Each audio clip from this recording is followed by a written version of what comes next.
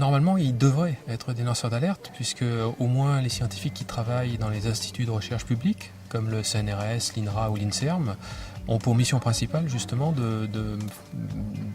d'améliorer la santé de la population.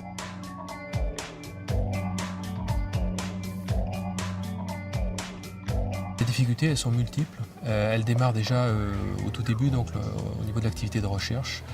Cette activité de recherche est de plus en plus difficile à être financée sur des fonds publics. Et donc la tendance actuelle est de la rendre dépendante de financements privés, ce qui pose des problèmes très importants sur la validité des résultats obtenus dans ces études. Parce qu'on sait maintenant très bien que les résultats d'études scientifiques ne sont pas les mêmes selon la source de financement. En voulant rapprocher la recherche du secteur privé, on va donc mettre en place des conflits d'intérêts au niveau même de l'activité de recherche qui vont pouvoir aboutir à des distorsions de la connaissance scientifique.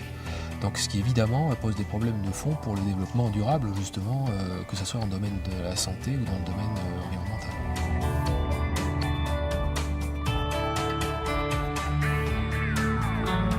Les solutions, déjà, ça serait de défendre le statut de chercheur public, donc le plus indépendant possible du secteur privé. Donc pour avoir donc une activité de recherche et d'expertise qui puisse se faire dans des conditions relativement calmes et qui ne soit pas dépendante donc d'intérêts particuliers qui sont souvent des intérêts à court terme. Et donc les conséquences de mon point de vue en termes de qualité de la recherche et qualité de l'expertise qui seront faites risque de se faire sentir avec donc encore une fois des conséquences en termes de santé publique et d'environnement qui risquent d'être plutôt négatives.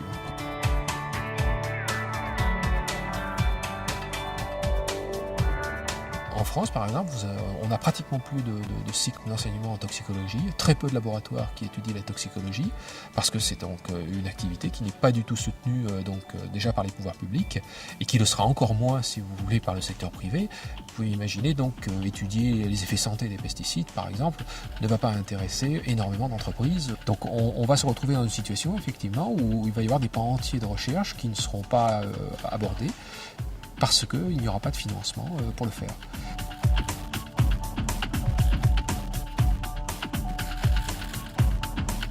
Je suis relativement critique, très critique sur les connaissances qui peuvent sortir du milieu de l'entreprise en général.